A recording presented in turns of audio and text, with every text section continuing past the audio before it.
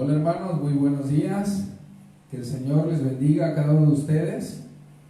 Es un gusto poder estar aquí para poder estudiar la palabra del Señor. Vamos a dar unos segundos para que puedan conectarse aquellos que todavía no lo hacen, y los que ya están aquí listos, les invito a abrir su Biblia en el libro de Hechos, capítulo 16. Hechos capítulo 16, si son tan amables de ir en su Biblia. Estamos estudiando el panorama bíblico y comenzamos desde Génesis, y Dios nos ha permitido ir avanzando. Pasamos toda la ley, pasamos el tiempo de los jueces, el tiempo de los reyes, cómo los profetas ayudaban al pueblo por parte del Señor. Y estuvimos hablando también de la vida de nuestro Señor Jesucristo, y hemos llegado al libro de los Hechos, donde el Espíritu Santo se ha derramado sobre los creyentes para cambiar sus vidas, para trastornar las naciones enteras con el poder de Dios. Y el día de hoy nos ocupa el siguiente tema. Queremos hablar acerca de el segundo viaje misionero del apóstol Pablo. Estuvimos estudiando el primero hace unos tiempos, hace como 3 domingos, y ahora nos ocupa hablar del segundo viaje misionero del apóstol Pablo. Vaya conmigo por favor a Hechos capítulo 16, y mientras leemos esta historia podamos aprender algunos principios muy importantes, no sin antes tomar un tiempo para la oración. Amado Padre, te damos gracias en esta hora, Señor. Nos disponemos a estudiar tu palabra, Señor. Nos disponemos a aprender de ti, Señor. Seas tú usando mis labios, Señor, y seas tú tocando el corazón de cada uno de mis hermanos, Señor. Abre nuestro corazón para poder escuchar tu palabra y entenderla, y de esta manera llevarla a cabo, Señor. Te damos gracias en el nombre de tu Hijo amado Jesucristo. Amén. Amén. Si quieren abrir su Biblia en Hechos capítulo 16, voy a leer desde el versículo 1 en adelante, haciendo algunas pausas para poder explicar algunos principios importantes de la palabra del Señor. Usted puede ver lo que dice la palabra de Dios en Hechos 16, versículo 1. Este es el segundo viaje misionero del apóstol Pablo. Quizás algunos de ustedes se recordarán cómo fue el primer viaje misionero, y después de esto ninguno de nosotros hubiese querido ir al segundo, porque en el primer viaje misionero se encontró con un brujo, y después lo querían coronar como si fuera Júpiter y Venus, y después los apedrearon. Yo creo que muy pocos de nosotros hubiésemos querido un segundo round después de este. Así que quiero repetir el tema, es el segundo viaje misionero del apóstol Pablo. Es importante recalcar que no era un viaje de negocios, que no era un viaje de vacaciones, era un viaje que tenía un propósito y una misión, y este era predicar a Cristo. Dice así, Hechos 16, versículo 1, después de esto llegó a Derbe y a Listra, y había allí cierto discípulo llamado Timoteo, hijo de una mujer judía creyente, pero de padre griego, y daban buen testimonio de él los hermanos que estaban en Listra y en Iconio. Quiso Pablo que fuese con él, y tomándole le circuncidó por causa de los judíos que había en aquellos lugares, porque todos sabían que su padre era griego. Y bueno, aprendimos la semana pasada que hay que tener buen testimonio delante de Dios y delante de los hombres también, como Timoteo lo tenía. Veamos ahora sí el viaje a partir del versículo 4. Dice, al pasar por las ciudades les entregaban las ordenanzas que habían acordado los apóstoles y los ancianos que estaban en Jerusalén para que las guardasen. Así que las iglesias eran confirmadas en la fe y aumentaban en número cada día. Lo que podemos ver aquí es que ellos tomaron un firme compromiso con lo que pasó en Jerusalén. Si ustedes se recuerdan, en Hechos capítulo 15 hubo un conflicto sobre cómo poder ser salvos, guardar toda la ley de Moisés, circuncidarse y todo esto, y se llegó a un acuerdo en un concilio que deberían solamente de abstenerse de fornicación, de sangre, de ahogado y de inmundicias de ídolo. Entonces ellos llevaron este mensaje a través de cada iglesia que visitaban, y llegaban y decían, ¿sabes qué? Se acordó de esto en el concilio y tú debes de seguir al Señor adelante. Y el resultado de la pureza de la palabra produce dos cosas en la iglesia. Aquí va la primera. Número 1, confirmadas en la fe. La iglesia estaba bien firme a través de lo que la palabra de Dios decía. Toda iglesia que tenga una pureza en la palabra de Dios tiene que producir dos cosas. Número 1, la iglesia debe ser confirmada en la fe. Debe saber qué es lo que cree, por qué lo cree, y no simplemente hacerlo porque otra persona lo hace, porque un líder lo hace, porque otra iglesia lo hace. Y número 2, aumentaban en número cada día. Este es un principio muy importante que nos revela el libro de Hechos. Dios bendecía a la iglesia, pero aumentaba la iglesia. Usted puede verlo en Hechos 2, que dice: el Señor añadía cada día a la iglesia los que habían de ser salvos. Creo que es muy importante tener un equilibrio en esto. Debemos ser confirmados en la fe, y como resultado va a haber aumento de números. Muchos personajes históricos se han ocupado de llenar iglesias, pero no de confirmarlas en la fe. Eso no sirve de mucho. Tú puedes tener un lugar con 200, 300, 1000, 5000 personas, pero si estas personas no son confirmadas en la fe, al final de los tiempos ellos no estarán con el Señor. Por otro lado, también muchas veces caemos en el tema de decir: bueno, aquí somos 8, 9, 10, pero somos firmes en el Señor. No es suficiente aquello, tenemos que buscar que la iglesia también sea compartida y podamos aumentar en número cada día. Tenemos un número en Iglesia Betel, aproximadamente 80, 90 personas. Queremos que cada día estos hermanos sean confirmados en la fe, pero no solo eso, también queremos que más personas sean salvos. Vean el versículo 6, es un versículo asombroso. Dice: atravesando Frigia y la provincia de Galacia, les fue prohibido por el Espíritu Santo hablar la palabra en Asia. Y cuando llegaron a Misia, intentaron ir a Bitinia, pero el Espíritu no se los permitió. Y aquí, de repente, algunos de nosotros tenemos como esta duda, ¿no? ¿Qué fue lo que pasó? ¿Por qué el Señor les prohíbe ir a predicar la palabra a Asia? Y bueno, la respuesta es esto: el apóstol Pablo y en este caso Silas eran hombres guiados por Dios, donde Dios les decía que fueran, allá iban, y donde el Espíritu Santo les ponía a pesar que no fueran, deberían de parar. Si el apóstol Pablo no hubiese sido sensible al Espíritu de Dios, él hubiese ido sin rumbo y sin dirección a donde él quisiese. Pero cada predicador y cada pastor y cada misionero debemos procurar tener esto: ser sensibles al Espíritu Santo, a la guía del Espíritu Santo. Me impresiona cómo aquí dicen los dos verbos. Número 1, les fue prohibido por el Espíritu Santo hablar la palabra en Asia. Y 2, cuando intentaron ir, el Espíritu no se los permitió. Quizás algunos de ustedes lleguen a pensar que el Espíritu Santo no quería que se hablara la palabra para salvación en Asia. Y esto no es así. Esto se aclara en el siguiente versículo, el plan que tenía el Espíritu de Dios. Vean lo que dice el versículo 8. Pasando junto a Misia, descendieron a Troas, y se le mostró a Pablo una visión de noche. Un varón macedonio estaba en pie, rogándole y diciendo: pasa a Macedonia y ayúdanos. Él está durmiendo probablemente, y en ese momento tiene una visión. Y hay un hombre que aquí se identifica como un varón macedonio, quizás por sus vestiduras, quizás por su tipo de piel, quizás por su tipo de ojos, y él está diciendo: procura venir a Macedonia y ayúdanos. El apóstol Pablo despierta de esta visión y me imagino que se queda perplejo. Sin embargo, él entiende que el Espíritu Santo lo está guiando a Macedonia. Esta es la razón por que el Espíritu Santo no le permitió ir a Bitinia, porque tenía planes para él en Macedonia. Y dice la palabra de Dios que enseguida procuraron partir para Macedonia, dando por cierto que Dios nos llamaba para que les anunciásemos el Evangelio. Y aquí comienza una travesía tremenda.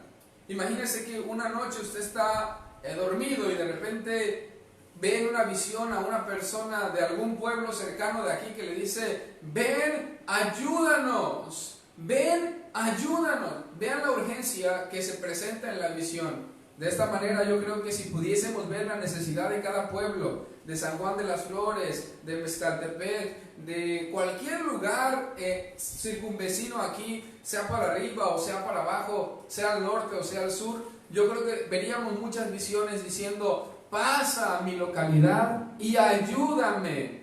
Este verbo ayúdame denota la necesidad del ser humano de escuchar la palabra de Dios. Que tenemos esa necesidad de que el Evangelio llegue a nosotros y nos ayude a conocer al Señor. Ahora, si yo hubiese sido el apóstol Pablo y hubiese recibido esta visión, yo iría contento diciendo, Dios me abrió una gran puerta. Sin embargo, lo que pasa llegando no es muy fácil de entender. Veamos la primera parte. Dice, zarpando pues de Troas, vinimos con rumbo directo a Samotracia, y el siguiente día a Neápolis, y de allí a Filipos. Noten esto, Filipos es una comunidad de Macedonia, que es la primera ciudad de la provincia de Macedonia, y una colonia. Y estuvimos allí algunos días. Ellos estuvieron en la ciudad de Filipos, y pasan dos cosas en Filipos muy importantes. Vamos a conocer a una mujer que se llama Lidia. Lidia es un nombre hermoso y en esta historia es una mujer que nos da un ejemplo tremendo. Dice la palabra de Dios en el verso 13, y un día de reposo salimos fuera de la puerta junto al río donde solía hacerse la oración, y sentándonos hablábamos a las mujeres que se habían reunido. Estaba el apóstol Pablo y Silas, su acompañante, hablándole a las mujeres que se habían reunido de la palabra del Señor. Y aquí comienza la historia de Lidia. Entonces, una mujer llamada Lidia, vendedora de púrpura de la ciudad de Tiatira, que adoraba a Dios, estaba oyendo. Y noten la siguiente parte, que es una parte que debemos imitar. El Señor abrió el corazón de ella para que estuviese atenta a lo que Pablo decía. Ella estaba oyendo la palabra de Dios, ella estaba oyendo lo que decía Pablo, ella estaba oyendo, pero aquí entra un factor muy importante. Dios toca su corazón y Dios abre su corazón para que pueda entender la palabra de Dios para salvación. Yo deseo que cada uno de los que nos están escuchando hoy puedan decir esto: Señor, abre mi corazón. ¿Cuántas veces venimos al templo? ¿Cuántas veces vemos una transmisión? Pero la vemos sin abrir nuestro corazón. No estamos atentos a la palabra de Dios, y como aprendimos el domingo pasado, viene Satanás y roba la palabra de Dios. Cada uno de nosotros debemos poner suma atención cuando escuchamos la palabra de Dios y decirle: Dios, abre mi corazón. Abre mi corazón, abre mi ser entero para escuchar la palabra de Dios. El Señor abrió el corazón de ella para que estuviese atenta. Y vean la siguiente parte. Y cuando fue bautizada, y su familia también, nos rogó diciendo. Vean esta parte, que es una parte sumamente importante de entender. Cuando Lidia se convierte al Señor, Lidia ya adoraba a Dios. Pero cuando Lidia escucha el mensaje del apóstol Pablo, no pudo resistirse más al Señor, porque el Señor abrió su corazón y ella automáticamente se bautizó. Muchos creyentes vienen a la iglesia y pasan tiempo y dicen que Dios ya tocó su corazón, dicen que ya son cristianos, pero no pueden dar el paso del bautismo, porque hay cierto temor, porque hay cierta zozobra. ¿Y qué pasa si me bautizo y después me quiero regresar? Y están en una situación de inestabilidad. Pero Lidia no fue así. Desde que Dios tocó su corazón, ella dijo: yo no quiero nada más que al Señor, y yo me voy a bautizar. Y se bautizó ella y toda su casa. Lidia es una mujer de ejemplo. Una mujer que nos enseña que al poner atención en la palabra de Dios, Dios abrirá nuestro corazón para hacer y producir lo que Él quiera en nosotros.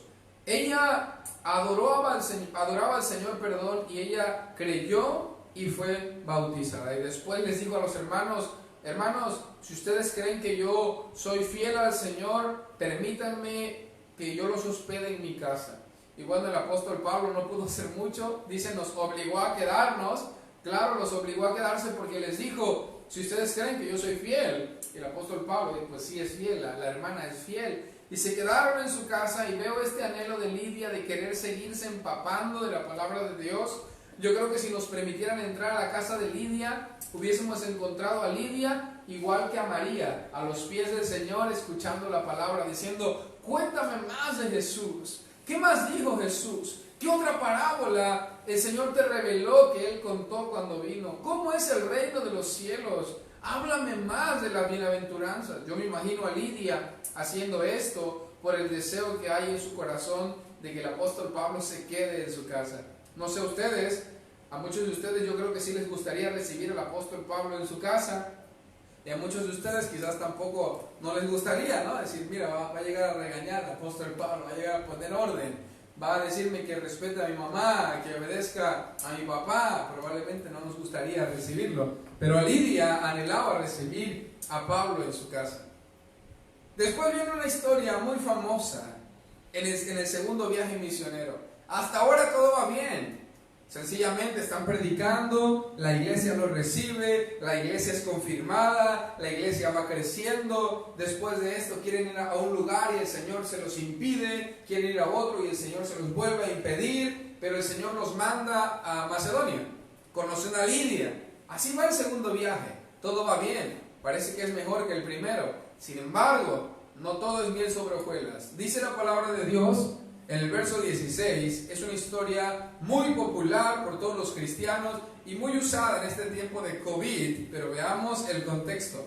Aconteció que mientras íbamos a la oración, ellos iban a la oración juntos, nos salió al encuentro una muchacha que tenía espíritu de adivinación, la cual daba gran ganancia a sus amos adivinando. Era una adivina, era una muchacha que tenía este espíritu de adivinación y le preguntaban y a través del poder de Satanás ella adivinaba el futuro o el pasado o algunas cosas importantes para la gente y de esta manera ganaba mucho dinero. Obviamente los amos estaban contentos porque la gente iba y a esta muchacha lo usaban para fuente de ganancia.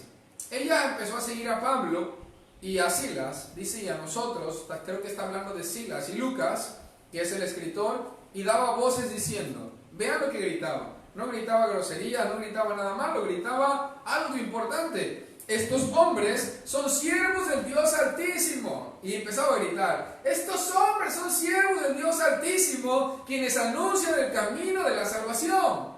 Y empezaba a gritar como loca detrás de Pablo. Ahora no estaba gritando, no estaba ofendiéndolo en un sentido malo, estaba diciendo algo que era verdad. Son siervos del Dios Altísimo, quienes anuncian el camino de la salvación.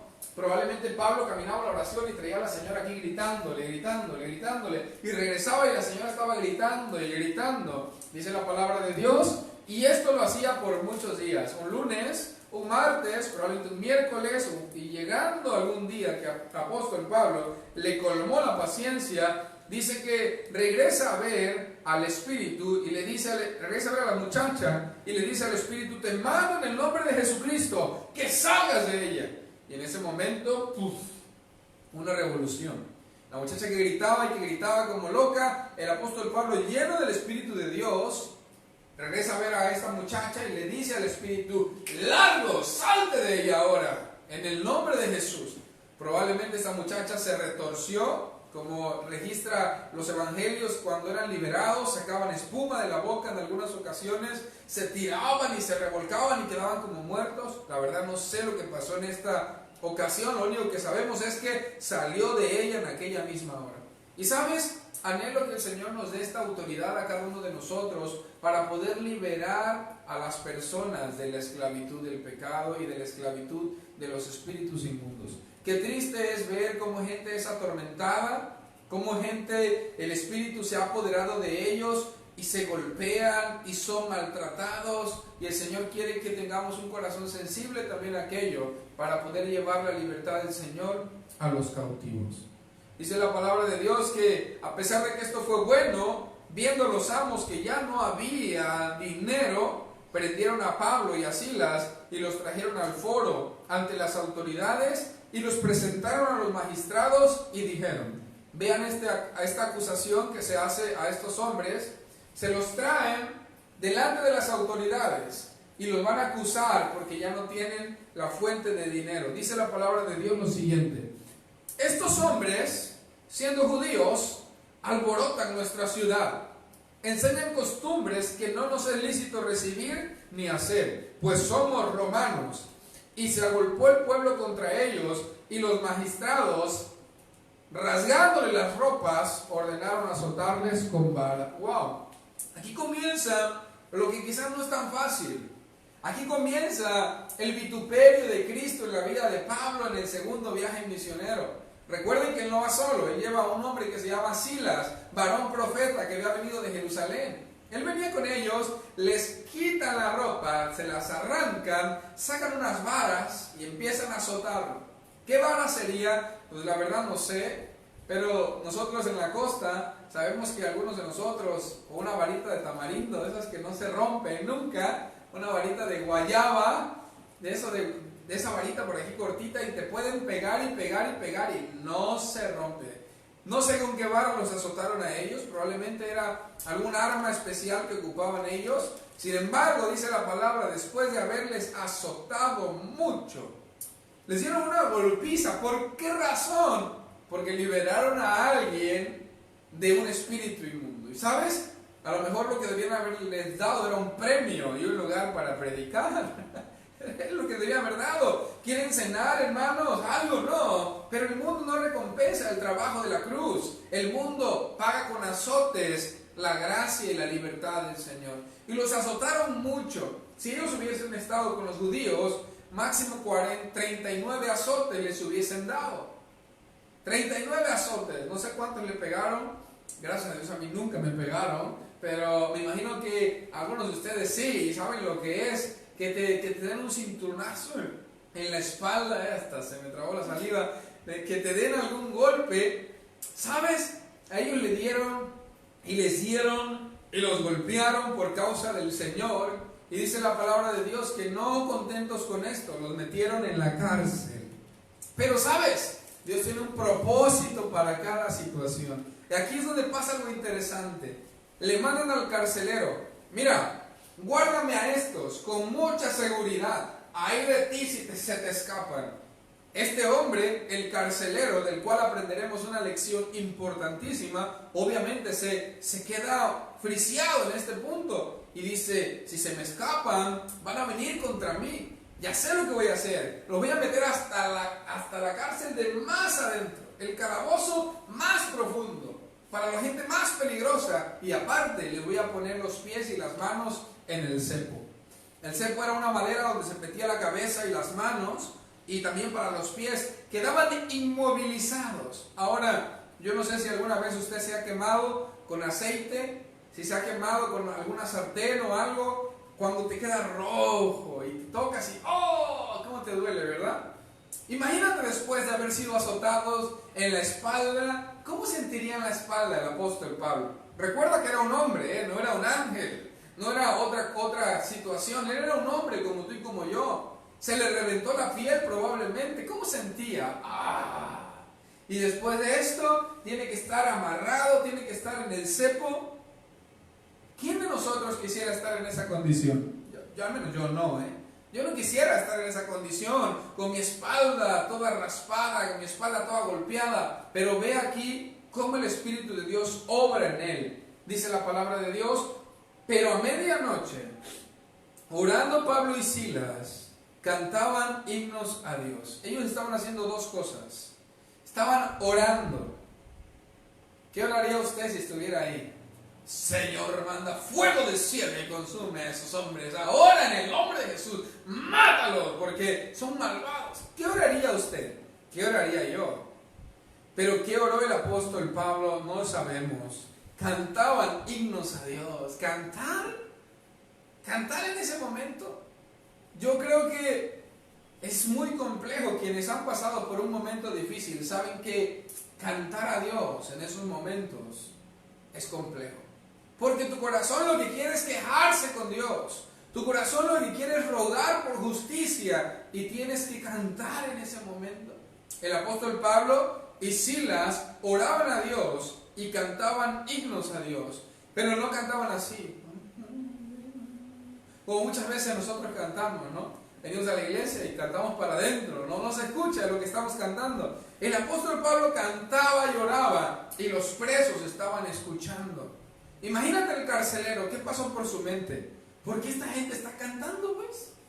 ¿Van a venir a rescatarlos o qué? ¿Por qué están tan felices en este momento, los presos diciendo, cállate, hombre loco, probablemente alguno de ellos gritaba o pensaba en su mente, ¿qué les pasa a esta gente? No sabe que está en la cárcel, está pasando un momento difícil, pero ¿sabes algo? Ellos tenían esperanza en el Señor.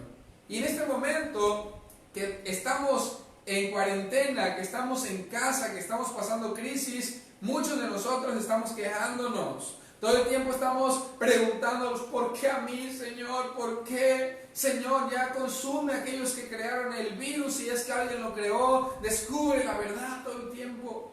Pero sabes, Pablo y Silas nos dan un ejemplo. Cuando estamos pasando un momento de crisis, de ansiedad y de dificultad, lo que debemos hacer es orar a Dios y exaltarlo, cantar alabanzas al Señor. Que todo el mundo pueda escuchar que tú estás alabando al Señor y que puedan pensar en que tú tienes esperanza. Dice la palabra de Dios, entonces sobrevino de repente un gran terremoto, de tal manera que los cimientos de la cárcel se sacudían y al instante se abrieron todas las puertas y las cadenas de todos se soltaron.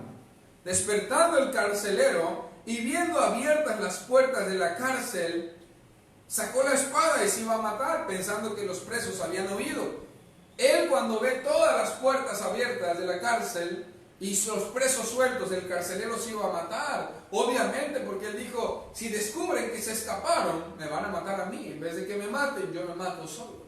Pero el apóstol Pablo dice que le hizo señas y le dijo, no te hagas ningún mal, todos estamos aquí. Probablemente en nuestra humanidad lo que hubiésemos decidido hacer hubiese sido, ¿sabes qué? Pues deja que se mate realmente, ¿no?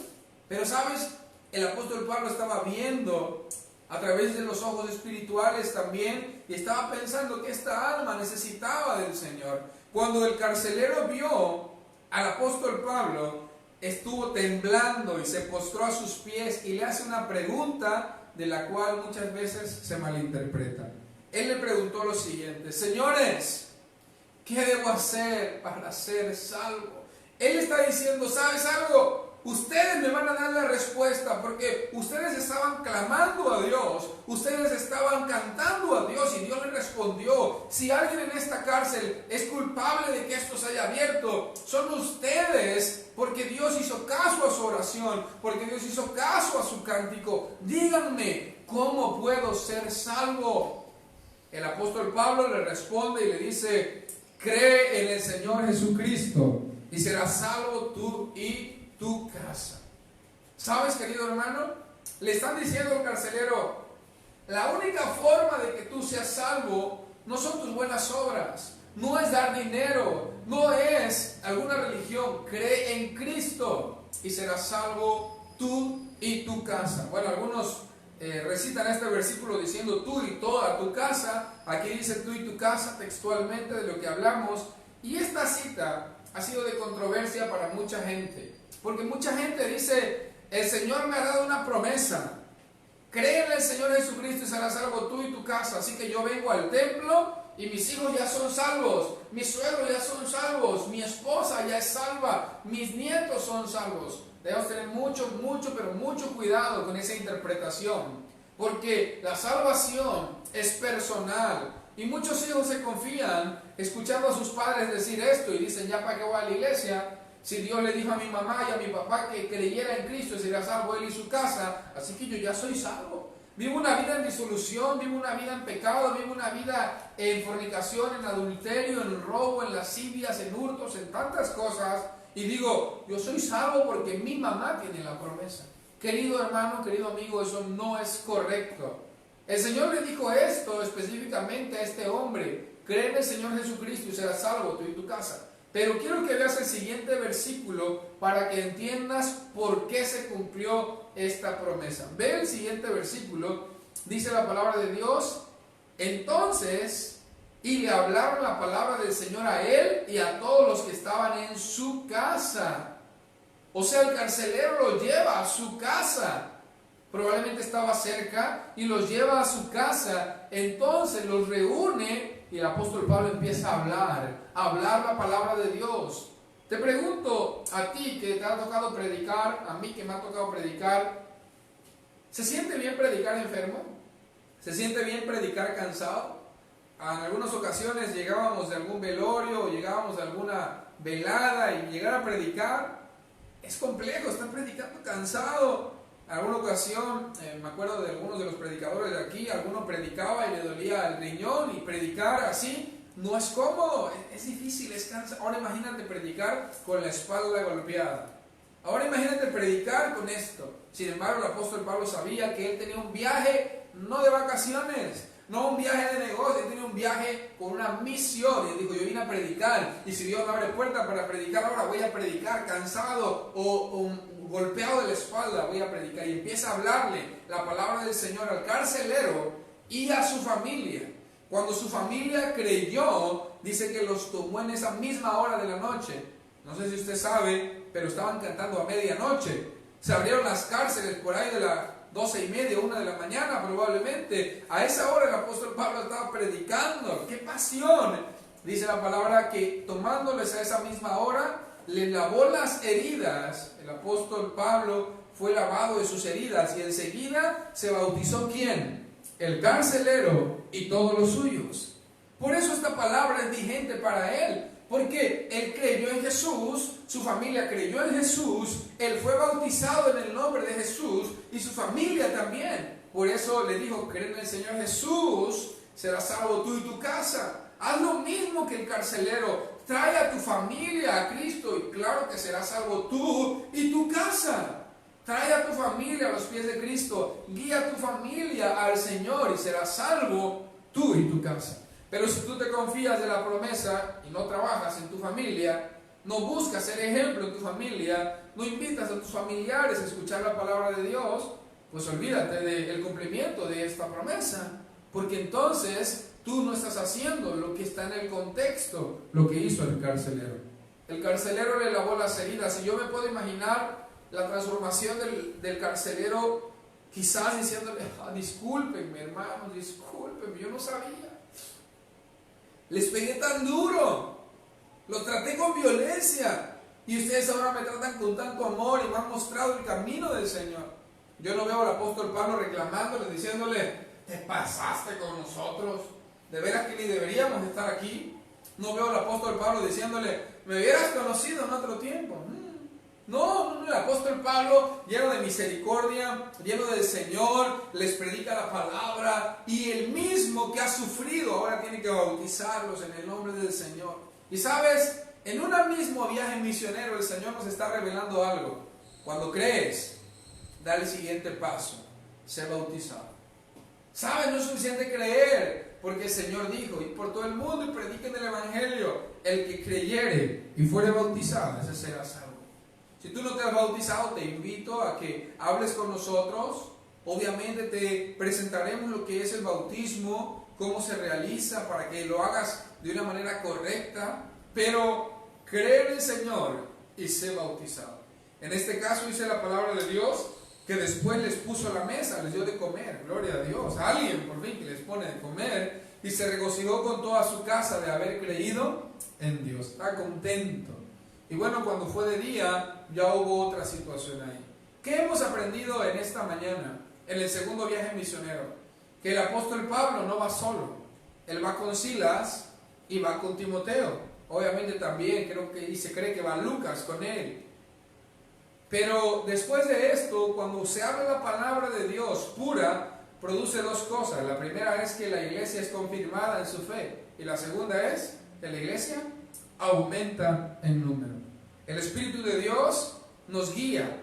A veces nos dice ve, a veces nos dice no vayas, aún no es tiempo de iniciar este proyecto, aún no es tiempo de hacer esta situación, te ocupo aquí y a otra persona la ocuparé en ese lugar.